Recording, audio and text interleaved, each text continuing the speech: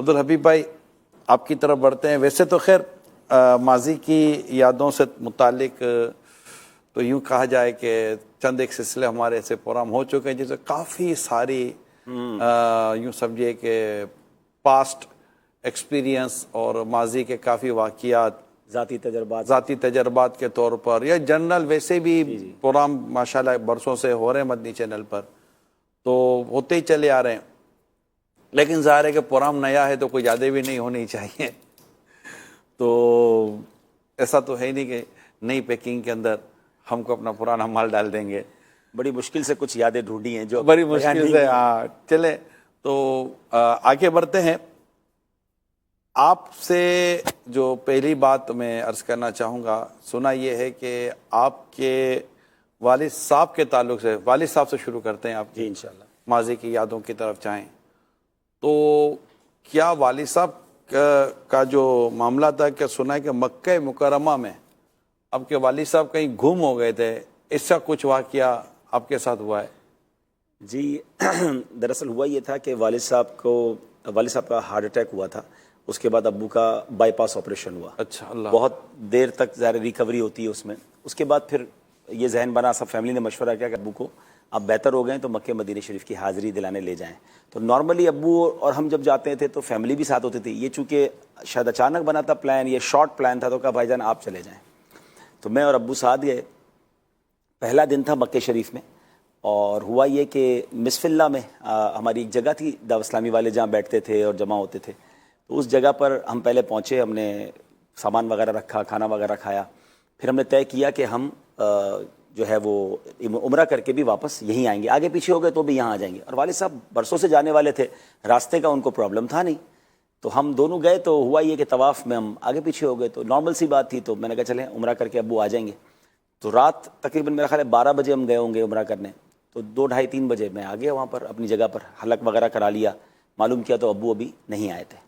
تو اسلامی بھائی نے سحری وغیرہ کا انتظام کیا تھا, تو سحری کی تو ابو نہیں پہنچے. فجر ہو گئی. اچھا فجر ہو گئی. والد صاحب نہیں پہنچے. اب مجھے کچھ تشویش ہونے لگی کہ اتنی دیر تو نہیں ہونی چاہیے. اچھا اب فجر کے بعد بھی 1 گھنٹہ اور گزر گیا. تو اب میں نے یہ مجھے ڈر لگا کہ یہ جو اسلامی بھائی یہاں میرے ساتھ ہیں یہ بھی تھکے ہوئے تھے, ساری رات سب جاگے ہوئے تھے. میں نے کہا یہ سب آرام کر لیں گے تو پھر میں اکیلا کیسے تلاش کروں گا. تو میں نے کہا سب چلتے ہیں حرم شریف کی طرف. اب ایک بندے نے عمرہ کیا ہوا اور ساری رات کا جاگا ہوا, تھکن عروج پہ, ہم سارے پھر حرم شریف کے دروازے پر آئے اور آپس میں ڈیوٹیاں تقسیم کی.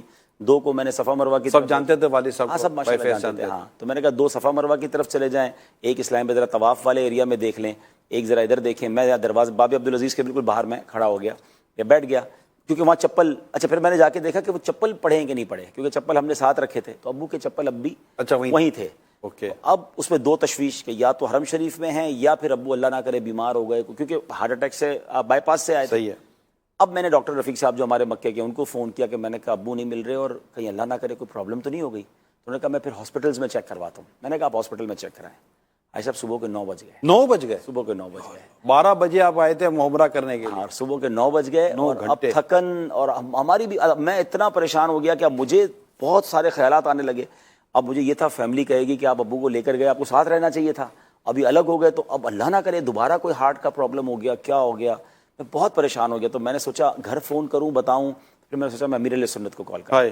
تو میں نے فون اٹھایا فون کرنے کے لیے, اور سامنے سے ابو آ رہے ہیں. اچھا والد صاحب جب آئے نا تو میں پہلے تو ان کے گلے لگ کے کافی دیر رویا. مل گئے مجھے ابو. پھر جب میں نے پوچھا کہ آپ کہاں رہ گئے تھے, کہا یار میں تھک گیا تھا, میں سو گیا تھا. اللہ اللہ اللہ اللہ. ہمارے والد صاحب جو تھے نا ماشاءاللہ, انہوں نے کہا یار میں طواف کر کے فارغ ہوا تو مجھے بہت تھکن لگی. فجر کا ٹائم پتہ نہیں واش روم گیا, واپس آیا تو فجر کا ٹائم ہو گیا, نماز پڑھی. پھر میں نے سوچا 2 گھنٹے یہیں سو جاتا ہوں, تو میں سو گیا. میں نے کہا ایسا ہوا میں کال تو کر دیتے کہ آپ آرام کر رہے ہیں. بہرحال وہ جو وقت گزرانا وہ بہت زیادہ ٹینس تھا اور بہت زیادہ خیالات ہیں کہ 3 سے 9. ہاں رات 3 سے 9 جو اسپیشلی, ہاں وہ بڑے ہی ٹف تھے. لیکن جو اس کا اس پوری سٹوری کا اینڈ ہوا بڑا ہی یہ سمجھے سافٹ ہوا کہ کوئی بری خبر نہیں آئی کہ اللہ نہ کرے بیمار ہو گئے تھے یا کوئی چوٹ لگ گئی تھی.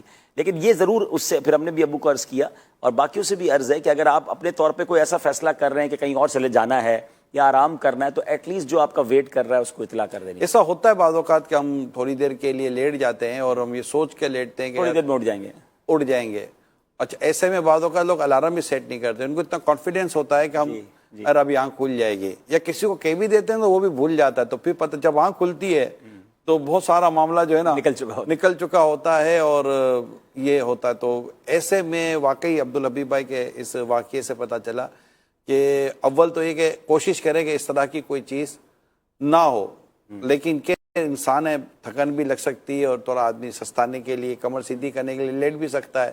اور ویسے یار وہاں کی ہوائیں اور وہاں کا ہوتا ایسا ہے کہ وہاں تو اچھا فجر پڑھ لی ہے، ٹینشن بھی نہیں ہے، وہاں جا کے بھی سونا ہی ہے، تھوڑی دیر لیٹ گئے، چلو ابھی اڑ کے چلے جاتے ہیں۔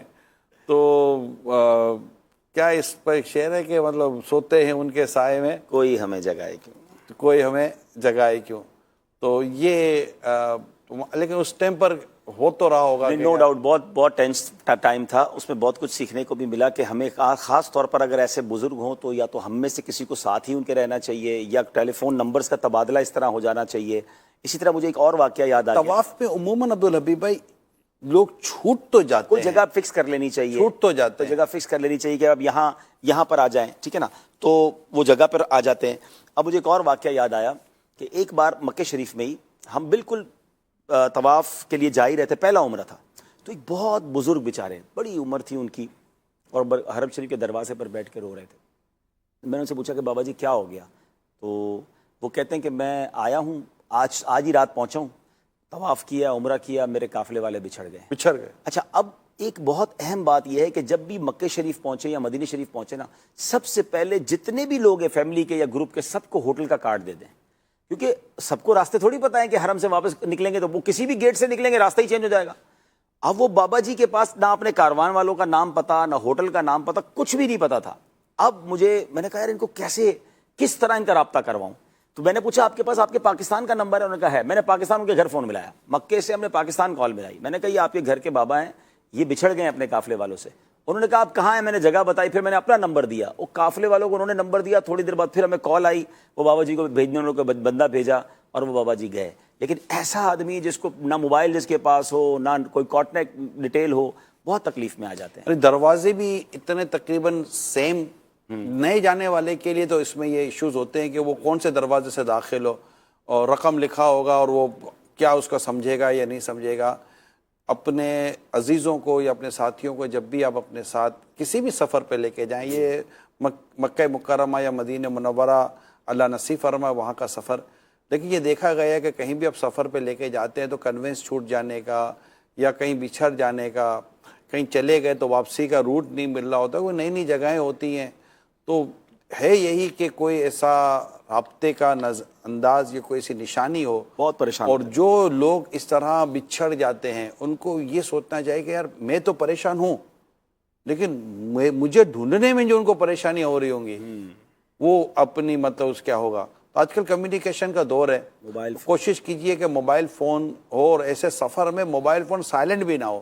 اگر آپ نے موبائل فون سائلنٹ رکھ دیا تو نہیں رکھا کہ نہیں رکھا، وہ بجتا رہے، اور سامنے والے کو تشویش ہو کہ یار یہ فون بھی بج رہا ہے، اٹھا کیوں نہیں رہے۔ اللہ تعالیٰ خیر فرمائے۔ اب تو خیر اللہ آپ کے والد صاحب کو گھر ہی کے رہے۔